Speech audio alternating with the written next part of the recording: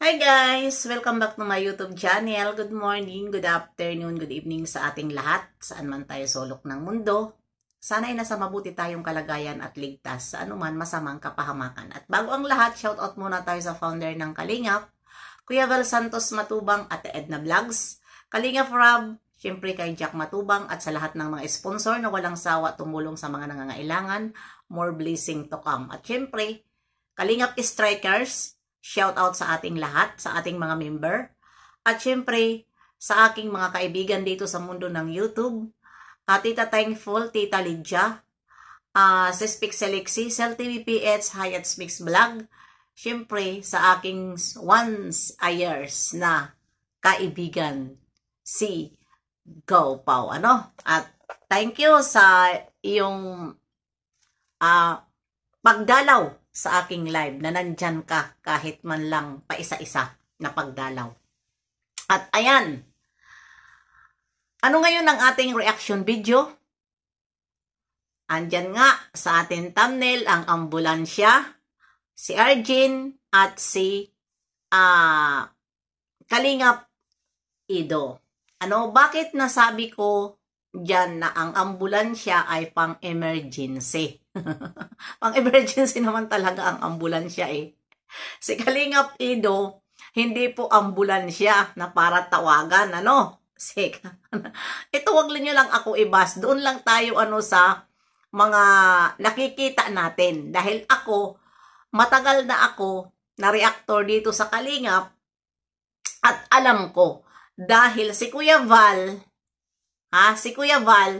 ay sinabi noon ni Kuya Val na ang mga beneficiary, hindi lahat ng bagay ay responsibilidad ng Kalingap. Hindi lahat. Kaya, nung time na yun, ay si Ido ay nasa event. Nasa event si Ido. At ang nagbabantay, kaya nga sabi, ang nagbabantay kay Arjen ay si Carla. Di ba? Yon, si Carla. Ang nagbabantay kay Arjen. Dahil nga, hirap. Pero sa totoo lang, mga ganyan dapat na mayroon mga event, ganyan, ay mayroon naman magulang si Arjen.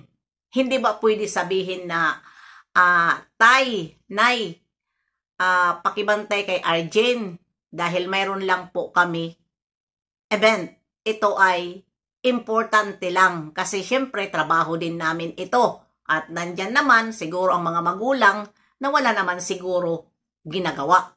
Diba?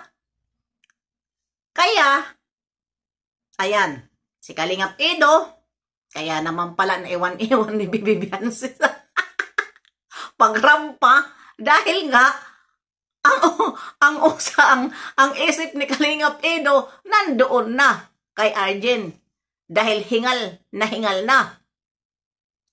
Paano yun?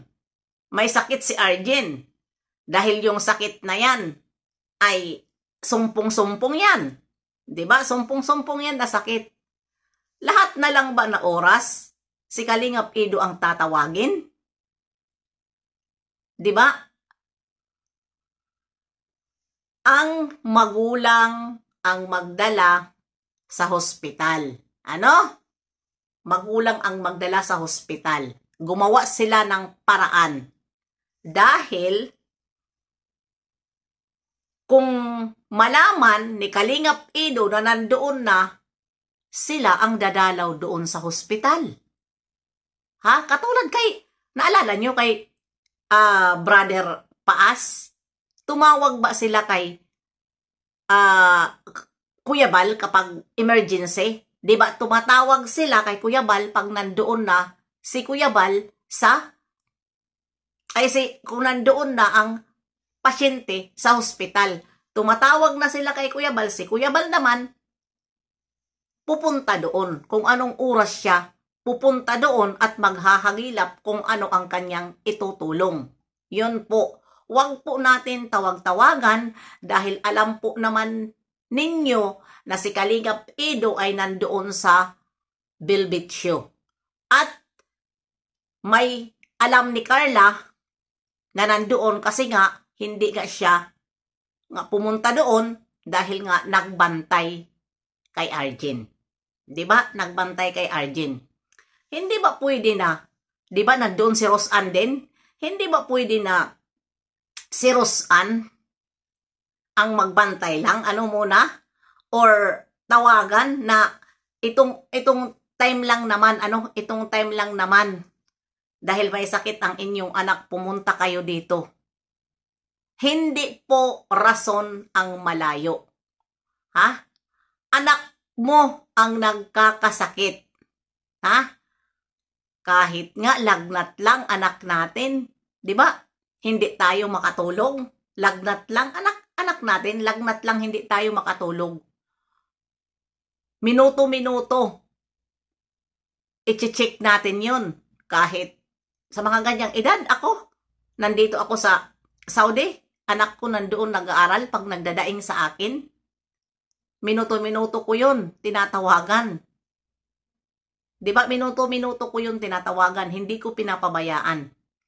Pero sa ganitong sitwasyon na mamimihasa na lang na tuwing may sakit, ang tatawagan ay ang tumutulong, parang hindi na yata yan maganda. Mabait lang talaga si Kalingap Edo, hindi makatanggi. Lahat naman sila hindi makatanggi. Si Kuya Bal, si Kalingap Edo, si Kalingap Rab, hindi sila makatanggi. Pero ilagay sa lugar. Ha? Hindi yung nagaano pa lang. O tingnan mo, ha? May ambulansya. Si Carla, si Roseanne, pwede sila tumawag ambulansya for emergency. Ha? Bakit hindi tinawagan? Tingnan nyo ang nangyari. 'Di ba? Sa pagbaba, hirap si Edo. Sa pagbaba, saka pagbubuhat, mabigat yan si Arjen kahit payat. Mabigat yan. 'Di ba? Mabuti na lang hindi nadapan sila naka sapatos pa. Nakita niyo ang forma ni Edo? Nakasapatos pa siya kasi nga umalis nga siya doon sa show dahil tinawagan nila. 'Di ba? Tinawagan nila si Kalingap Edo. Hindi ang ambulansya ang tinawagan nila. Oh. 'Di ba? Nahirapan si Edo, dapat nga ang magbubuhat doon kay Arjen, hindi si Kalingap Edo. Yung pang-emergency. Kasi hirap na hirap, nag-iisa lang si Kalingap Edo. Wag kayong mamihasa na ganon, na tuwing may sakit si Arjen, si Edo ang tatawagan nyo. Wag nyong ipamahasa yan dahil yung sakit ni Arjen ay asthma yan. Pagdating ng na-allergy siya, kung ano ang dapat ma-allergy sa kanya, talagang babalik yung sakit niya yan. Dahil nga, hika yan. Nebulizer. Bumili ka ng nebulizer. Para pag alam mo na ikaw ay nahihirapan na huminga dahil hika yan, magpausok ka na. Mabilis lang yan. Nebulizer. Wag yung lahat na lang kahit ganun naman talaga ang hika Parang mamamatay ka na Pero kayanin mo dahil sakit talaga yan. Ganun talaga. Wag yung kunting bagay lang tatawagan nyo si Kalingap Edo. Yung isa, natataranta. Di natataranta dahil nahihimatay Nahihimatay Di, syempre, pagpunta doon, taranta-taranta ang tao. Binibigyan nyo ng responsibilidad si Kalingap Edo. Sa totoo lang, sa tingin ko dito, binibigyan nila ng problema, responsibilidad si Kalingap Edo na hindi naman talaga yan, sakop ni Kalingap Edo na magaganyan na mga sakit na yan. Dahil ang pagtulong ng Kalingap po ang pag-aaral. Pero sa lahat ng bagay, hindi na po yun sakop ng Kalingap. Diba? Kaya, hindi naman ako dito against kay Arjen. Ha? Pero sa napapansin ko lang, dapat hindi po mamihasa naiasa sa tumutulong. Ha? Dahil yung mga magulang niya ay mga malakas pa. Ha? Malakas pa ang magulang niya.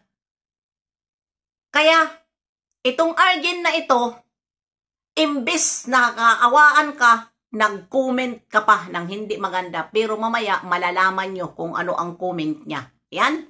Bye-bye. See you next Lemon Upload. God bless sa ating lahat.